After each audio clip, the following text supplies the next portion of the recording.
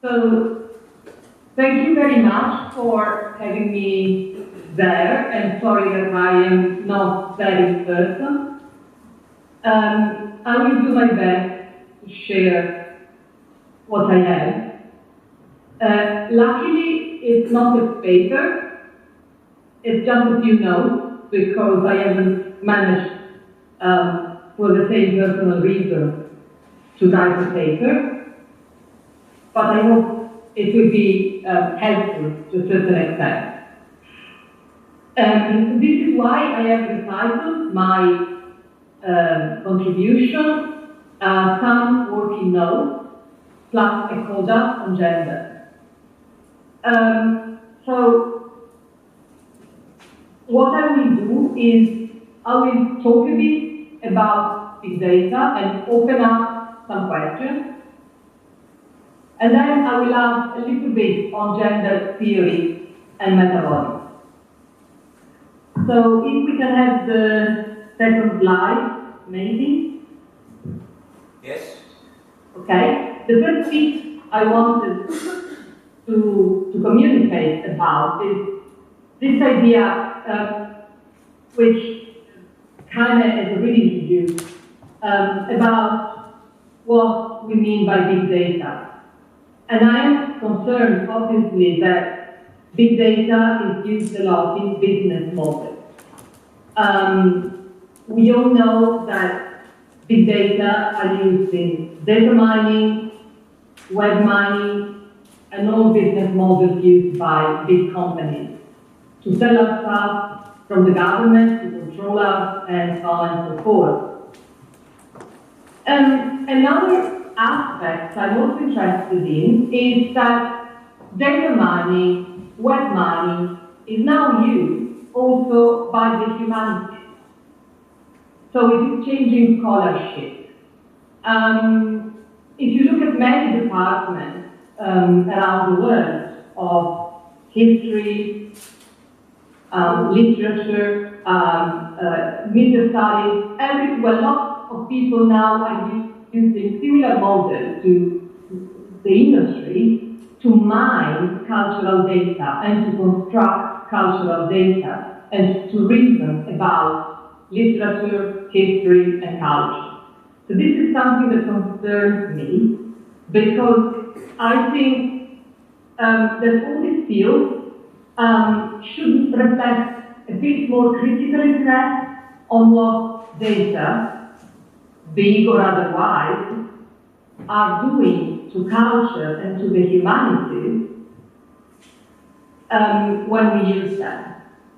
To think of the field of cultural analytics, I have placed some images at the bottom of this slide, which come from this amazing initiative that Lev Manovich had at the University of California, and now he has at CUNY, New York, where you can see he's mining anything from, the distribution of the internet in the world to covers of manga covers, magazine covers.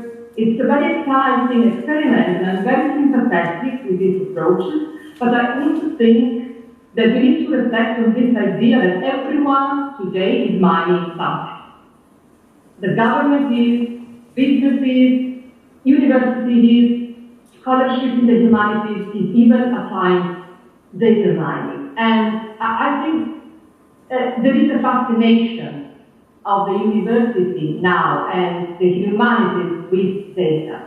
And it's all fine and interesting, but we need to think about this fascination with digitality and this idea that somehow we are all sort of led into believing that data holds some kind of truth, that data are the new facts. And obviously I've heard lots of criticism about this today, but not everyone is thinking about data critically.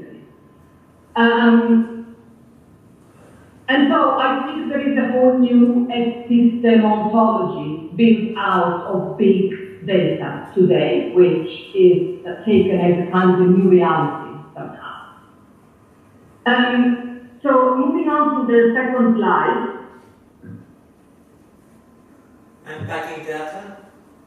Yeah, these are some of the questions I would suggest we need to ask. Obviously, they have been introduced this morning already, but yeah, the question of what are data, what counts as data, what do data do to us and to our world, how has data evolved? And I think,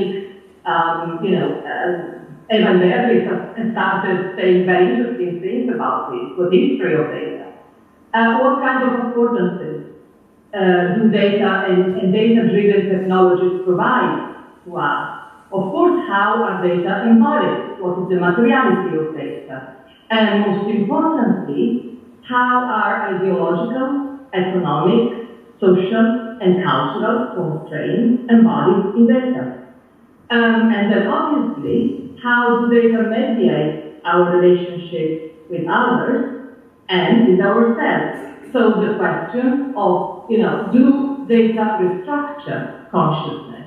And does this idea of big data sort of restructure our perception of space and time? And here I think that,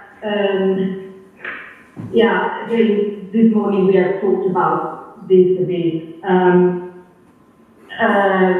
So, for example, again, it should be the next slide on cloud computing.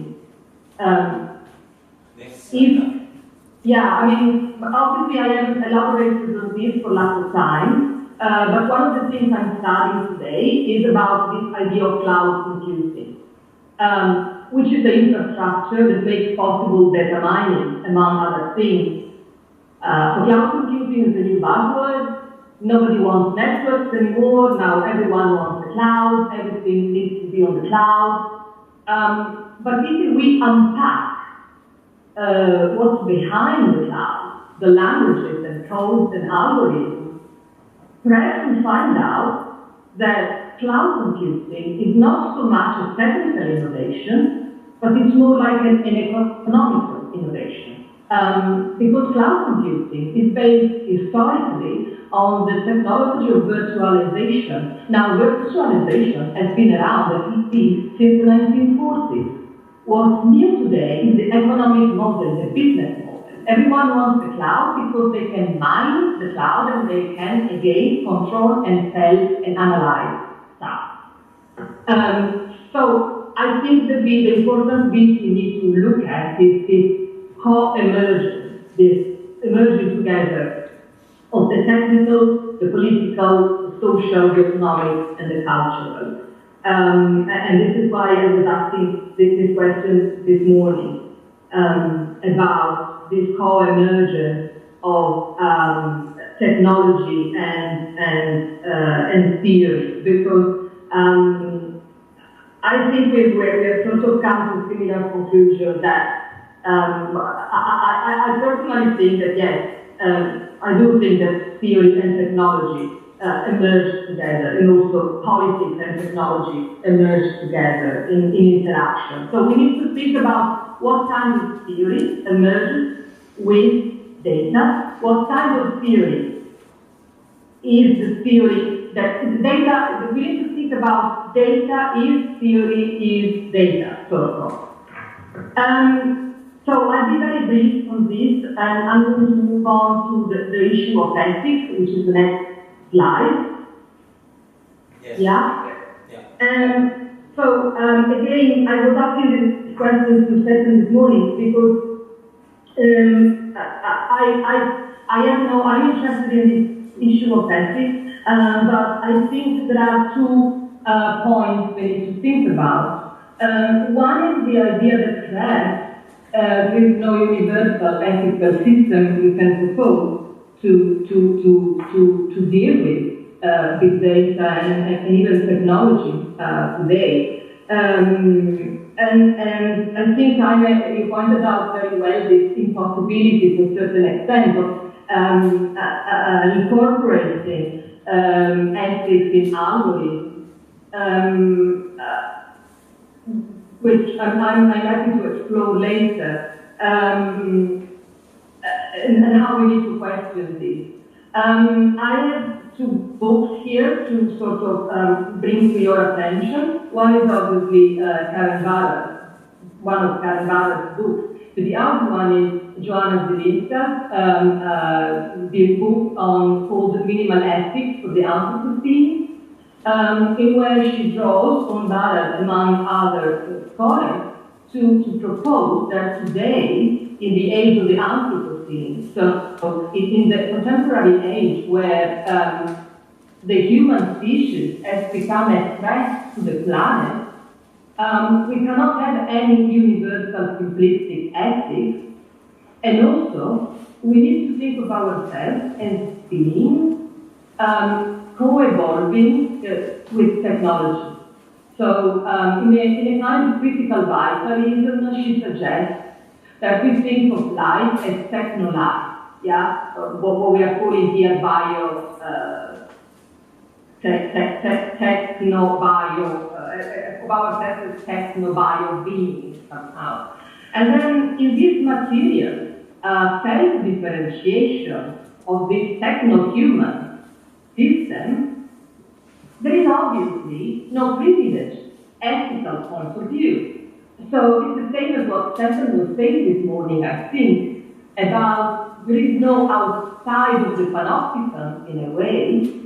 I take that as meaning there is no privileged position from which I can think of universal ethical recommendations, but every ethical choice we make introduces a cut in this material self-differentiation. So it is already a partial situated point of view from which I'm thinking ethics and theory and technology. And even data, if you think about it, data are cut in this material self-differentiating complex. Because exactly when you decide what counts as data, as opposed to meaningless information, you are introducing a cut.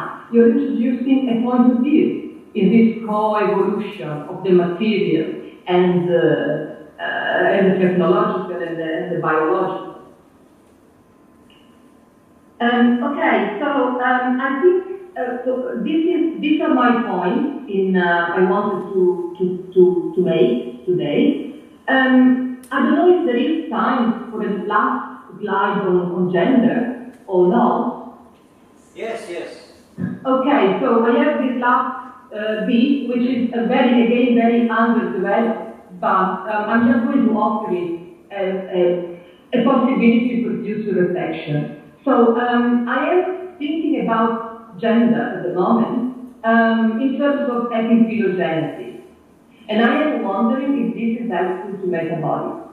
And I'm bringing this up because I think, speaking in preparation of the forum with Time and Eva, we felt that at some point maybe gender sort of lived out of metabolic a bit, and we were looking at how to bring it back.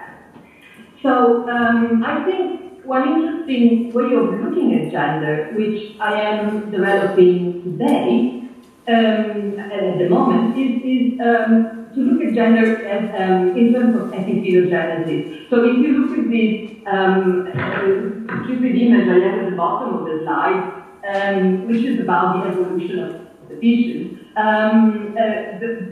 I'm drawing again on the Naz, Siegler, and other philosophers who think of the human, we could say the animal more than the human, or of life, and co-evolving with their tools. So, and he thinks that technology is embodied memory. So he basically suggests that the human and the evolved, not just genetically, but epiphylogenetically, meaning that we have evolved as a species through our tools.